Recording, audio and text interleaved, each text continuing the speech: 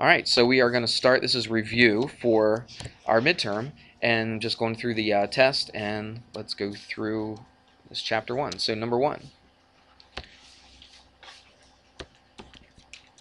Now this looks pretty easy, but there's something a lot of people miss on this. Now look at this. This negative 2 is in parentheses. So we're taking everything to the 4th power. Well, if I take a negative to the 4th power, what does that become? Just a sign.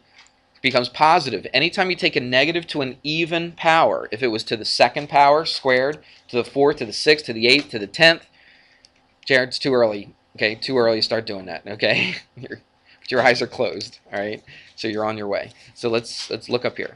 So anytime you take a negative to the to a even power, then it's going to be a positive. So you know that's going to be positive. And then you go 2 to the 4th. 2 to the 4th is 16, because 2 times 2 is 4, times 2 is 8, times 2 is 16. So that's a positive 16. All right, number 2. All right, here we go. This is a order of operations. The order of operations is, well, let's do this. Let's try that again. Remember this? Please excuse my dear Aunt Sally. Yep. PEMDAS. Okay, I always say it like that. Please excuse my dear Aunt Sally. What goes first? Parentheses, exponents, and then what? Multiplication before you do what?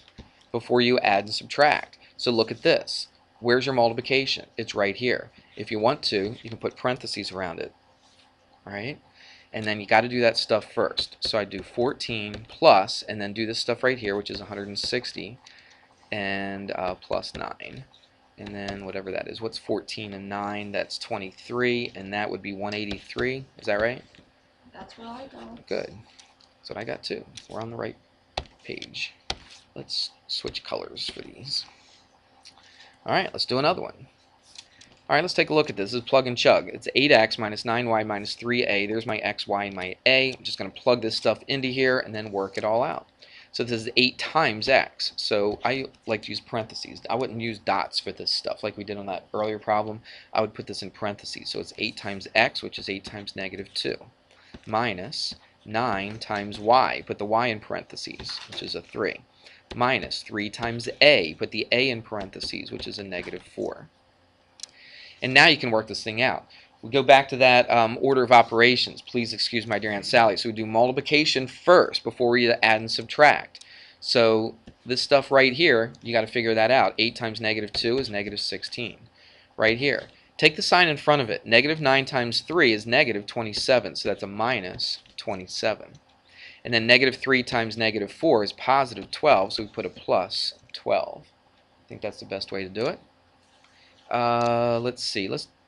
It doesn't matter which order you do this now, since you got addition and subtraction.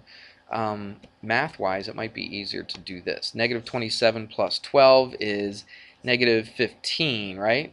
So negative 16 minus 15 is negative 31. I don't have my answer key in front of me, so is that right? Okay. Because sometimes when I do arithmetic, sometimes I'll mess it up in my head, but there you go. I don't think that's right. At least I'm not the only one in that boat. What, do arithmetic wrong? Yeah. Yeah. Yep. I'm not so proud where I can't admit that I make mistakes, you know, every once in a while. So, all right, let's do number 4. Okay, this is a little different because it's got absolute value, but it's still the same problem. It still says to evaluate. Okay, I don't have it written there, but it says evaluate this. So we're going to plug and chug, right? Keep the absolute value symbols there until the very end.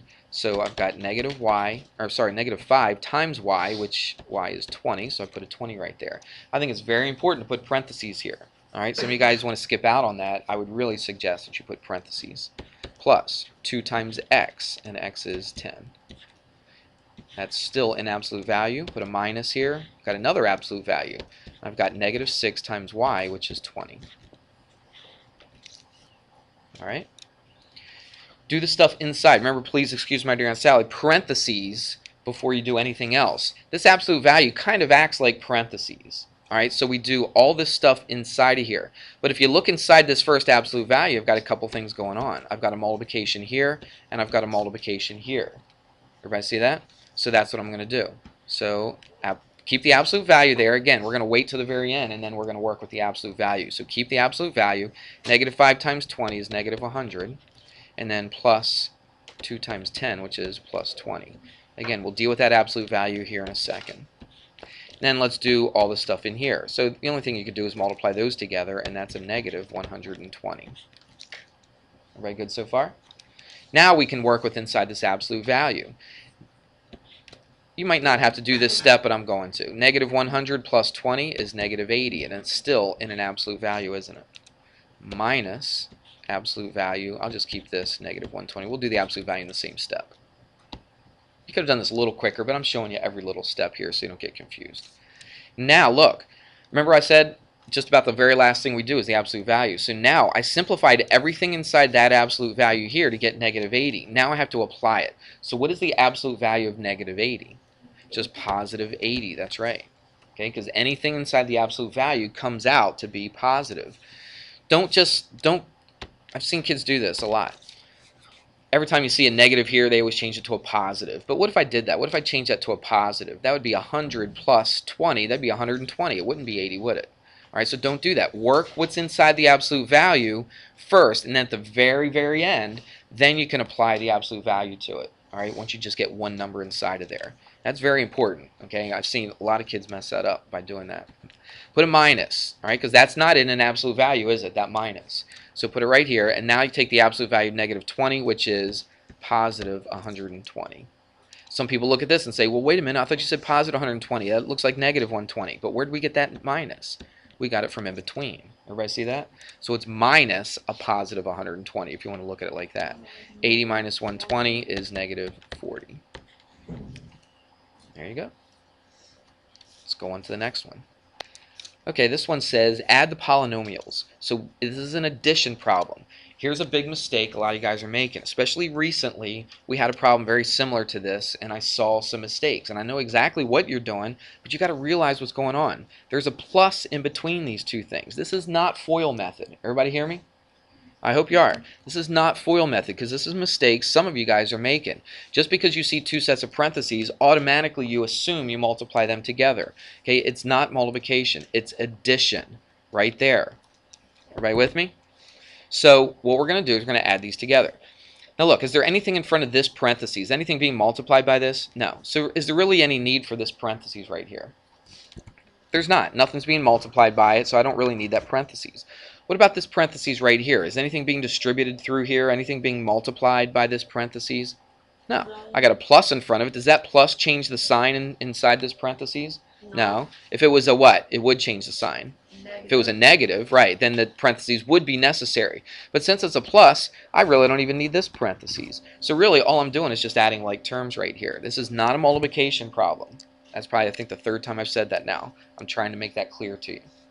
What we do is we just add like terms. Find the ones that are the same terms. Well, I got an a to the fourth and an a to the fourth here. 6a to the fourth plus 4a to the fourth is 10a to the fourth.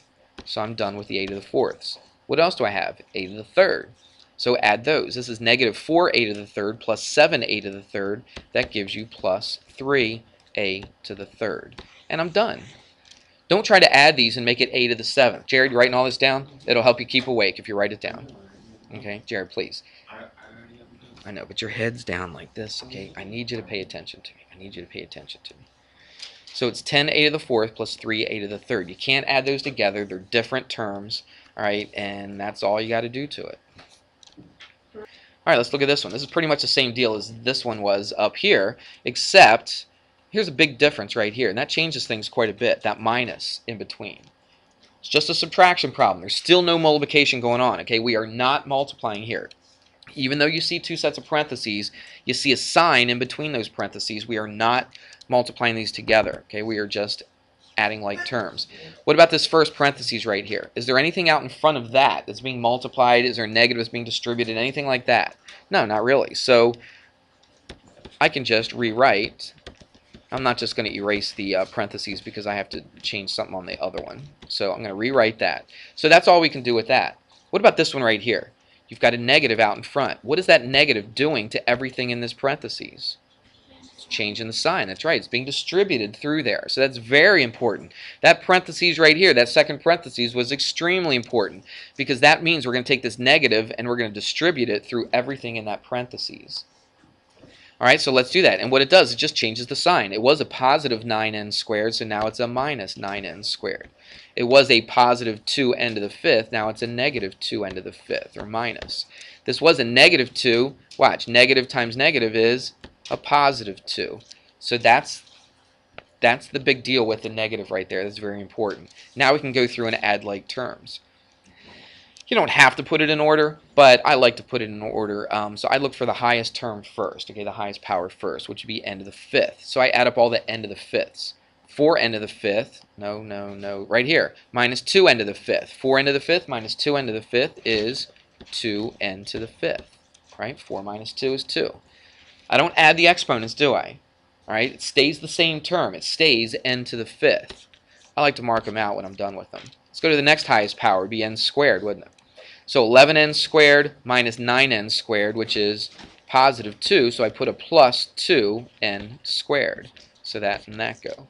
What else am I left with? Just these regular numbers. We call them constants. So I add the constants. So I've got a 12 plus 2, which is a 14. All right, Tiffany, I know what you were saying earlier. You said factor it out, put a 2 out in front. It's really not any more simplified if you do that. Now, could you do that? Absolutely. Do you have to? No, not in this situation, because all you want to do is just add them up. It wouldn't be wrong if you did it, but it's an extra step I wouldn't bother taking if I were you. All right, I would just keep it like that. Just curious. Yep. Again, you could have written it. You could have factored out a 2. Watch, this is what Tiffany was saying. She sees a 2 in common with everything, so she said, let's go ahead and do this. Right? That would be okay as well. But again, you're doing an extra step, and then, like, what if you messed up? What if you didn't, put a 7 here? What if you put a 14 here?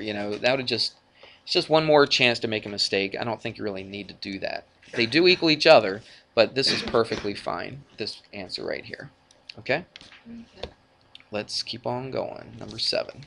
Okay, now we're actually going to do some multiplication here. You've got this thing on the outside being multiplied by everything in the parentheses. So what do we call this property? Distribute. Right, distributive property. So this is what we're going to multiply. We're going to multiply this thing on the outside times all 3 of these. And then we're going to see if anything adds up, if we have any like terms. Okay, we may have some like terms, we may not. But you always look to see if you do have some like terms. So let's do this. Let's multiply this thing on the outside to all 3 of these. You just got to be careful that you don't miss anything. Make sure you get everything. It's negative 5 times negative 10, which is positive 50. Then it's a times a. This is a to the first, isn't it? Times a to the first, which is a squared. And then the x's. X to the 7th times x to the 7th is x to the 14th. Remember the rule. When you multiply things together with the same base, you add the exponents. That's how we got those exponents. Let's keep going. Now we take this negative 5ax to the 7th times the second one. Let's do the numbers first. Negative 5 times negative 6 is positive 30. What about the a? There's no a over here, so we just put an a right there. What about the x's? X to the 7th, x to the 4th. Multiply them together means you add the exponents, and that's x to the 11th. Okay, let's do the last one. It's negative 5 times positive 6, which is negative 30. And then you got an a times a, which is a squared. Then you got an x to the 7th. There's no x's over here, so you just write down x to the 7th. Are any of these 3 things right here like terms? No, they're not. Okay, they're not exactly the same. You might say, oh, that's got an a squared, and this has an a squared, but it doesn't. This has x to the 14th, this has x to the 7th, so they're not like terms. They have to be exactly the same. The number out in front can be different, the coefficient can be different, but the terms have to be exactly the same to be able to add them any further. And that's it. That's your answer right there. Looks like a complicated answer, but it's really not that difficult. Okay? Let's do another one, number 8. All right, look at this one. This is another distributive property, but we had a word for it, like an acronym, right, for this thing. What was that word? Foil. FOIL, right. Okay, it's FOIL method. Okay, still distributive property. This is what you guys were thinking. Remember way at the beginning with the plus in between the two parentheses. I said, this is an addition problem. This is not multiplication. Well, a lot of you guys are so used to seeing FOIL problems with two parentheses, you think every time you see two parentheses, you multiply. Well, not every time do you, but in this case, you do. Because look in between the two parentheses. What do you see in between the two parentheses? Nothing, right? Exactly right. There's no plus, there's no minus, is there? So if I have two parentheses right next to each other, that means we multiply them together, and that's what we're going to do here. All right? So let's FOIL, okay, or distribute, however you want to think of this. So first, outside, inside, last. So let's do the first. So that would be our first. So 7 times 4 is 28. Don't forget this, m times m. It's not just m. What is it? It's m squared. That's right. A lot of people forget that. Okay, that was the first. What about the outside terms? These two on the outside. 7m times negative 3. Well, 7 times negative 3 is negative 21m. Good. What about here? Plus 2 times 4m. 2 times 4 is 8. And then it's positive 8m. And then, right here, it's negative 6. Negative 2 times negative 3. You see it? First outside, then the inside, then the last. Or you could think of it as just regular old distributive property. Take that first term, that's 7m, multiply it by both of these. Right? That's how you got this. Then you take the second term, then you multiply it by both of these things. And you get these two. All right? If you think about it, FOIL method is just another version of distributive property. It's all it is. Do we just keep it like that? No, you always look to see if you can add like terms. And you do have some like terms here, don't you? These two right here are like terms, so we have to add them together. So the 28m squared stays like that. And what's that? Is that 13? Minus 13m. Right? Those are our adding, and then put a minus 6. Is there anything else we can add there? No. Everything's different terms, so that's our answer. We circle it, and we're finished. Good old FOIL method. Everybody likes that, right? Okay, here's the next problem, number 9. It's not really FOIL method, is it? You do FOIL method when you have two binomials multiplied times each other. Right here we have a binomial times a what? Trinomial, right. So it's not technically FOIL method, but remember what I said FOIL method was. It's just another version of distributive property. So really, let's just do distributive property here. So I'm going to take this 4x and I'm going to multiply it by all three of these terms right here. Everybody see that? Do those little marks help? I don't know. I think they do. Kind of shows you visually what you're multiplying together. So we're going to take this 4x multiplied by these three. And then after that, then you're going to take the negative 12y. You're going to multiply it by these three. I'll wait till I get to that before I put those arrows. All right, so let's do the first one times these three. So 4x times 2x is 8x squared. And 4x times 7y is plus 28xy. And then 4x times 1 is just a 4x. Notice I took the signs in front, okay, multiplied them together, figured out what my sign was, and I made sure that was the correct sign out in front. All right, let's do the second one. Now watch, here's the second term, negative 12y. Well, I take that and I multiply that by all three things in the other parentheses. All right, same exact thing, except I'm multiplying a negative 12y through all this. So here we go. Negative 12y times 2x is negative 24xy. Now you could write yx if you wanted to. I don't know, I kind of like to keep it in alphabetical order, so everything looks the same, right? So our like terms kind of stand out a little bit. And then negative 12y times 7y, which is negative, what's that, 84, is that right? 84y squared, because it's y times y. Again, that's another place where people forget. They forget to multiply the y's together. And then minus 12y, because it's just minus 12y times 1. There it is. And we see if there's any like terms. Do you see any like terms here? The xy, yeah, that's right. So you got an xy right here, and you've got an xy right here. You have x squared. Any other x squareds? Nope. You have a regular x. Any other just x's by themselves? Nope. What about y squareds? No. What about y's? No. So those are our only two like terms. So I'm going to write it down, and it really doesn't matter what order you put them in. All right, I'll just put it in the order that we're going to add them up. So 8x squared, let's do the xy's now. So 28xy minus 24xy is positive 4xy, right? Put the sign out in front. Since it came out to be positive, I put a plus. All right, so I'm done with those. And then the other stuff you can put in any order that you want. We'll just keep it in the order that it's written right now. And that's all there is to it. There is a 4 that goes into everything here, but you don't have to factor out the 4. Just keep it like that. Is that what I wrote for an answer? I think so, isn't it? All right. We're almost at our halfway point. We still got a few minutes left. So let's go with this purple. Number 10. All right, this is actually a FOIL problem, isn't it? Doesn't look like it because there's not 2 sets of parentheses. But technically it is, isn't it? When you square something, you multiply it by itself. You know what the common mistake is, isn't it? If you go back and watch the first lesson where I taught this stuff, I'll probably say, because I usually say this every time, okay, that the common mistake is just to take this and square it and this and square it, okay? Yeah, 16m 16m squared plus 121. But is that your answer? No, it's not, okay? And I said that when I first taught it, and guess what students still do? Some of you guys, you still did that, okay? And I tried and tried my best to try to get you not to do it. So you've got to practice these. Just sitting there and trying to remember and listen to everything I say is not going to help. But it's a lot easier for you to remember what you do than what I say. Does that make sense? It's easier to remember what you actually do than what I say. So you've got to do these things. You've got to practice them. All right? So when I multiply something by itself, when I square something, I'm multiplying it by itself, and so I put 2 sets of parentheses, and look at that. Lo and behold, this is FOIL method, isn't it? That's an important step from here to here. Don't miss that on the midterm. All right? That's all I'm going to say about that. Let's do the FOIL now.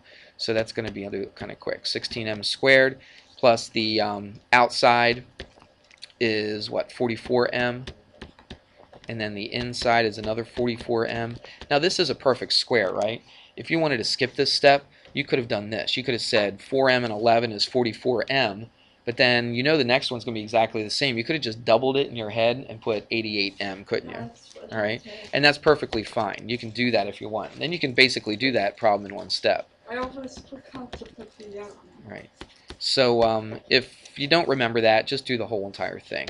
So that's 88m, and that's plus 121.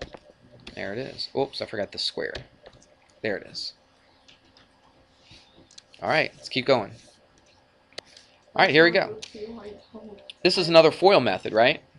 But if you look at it, it's actually, you can save a little bit of time. You can save, a few seconds anyway, by recognizing that this is a difference of 2 squares. That if the outside and inside are going to add up to 0, so it is FOIL method, but you can kind of save yourself some time just realizing that the outside and the inside is 0. So like 12 times 13, I don't know what that is off the top of my head, but you don't even have to do that, do you? Because you know that the outside and inside will add up to 0. Does it make sense? Because 12a 13c times 12a times negative 13c is going to give you 0. So let's do it like that then. All right. So we do the first and the last because you know the outside and inside will add up to 0, and we don't have to worry about it. So 12a times 12a, that's 144a squared. The outside and inside will be 0. Everybody see that? Because look, that right there is negative 12 times 13 AC, and this is positive 12 times 13 AC, and it's going to add up to 0. So I'm not even going to put it in there. Now you do the last. It's positive 13C minus 13C, which is negative 13 times 13 is 169, and then C times C is C squared, and then that's your answer right there. So if you look at it and recognize it, then it's pretty simple. Okay, well, I'll tell you what. We're going to save the rest for tomorrow, okay? What I would do if I were you is go over the ones that we did in here today, just to make sure you got that stuff down, and maybe get your old test out, or you got the test in front of you. I gave you a review sheet here. And then try some of those problems. You might have your old test, so at least you'll see what the answers are. Even if you got the answer wrong the second time around, I still wrote the answer next to it, okay? So you'll still at least know what the answers are supposed to be. Go through, give them a shot so that you come in a little bit prepared tomorrow. Don't come in cold turkey with these last few problems. Come in a little bit prepared so that you have an idea of what we're going to be doing tomorrow, all right? So remember, if you're a good student, okay, that's the kind of stuff that you're going to do, okay? Everybody good? All right, see you tomorrow.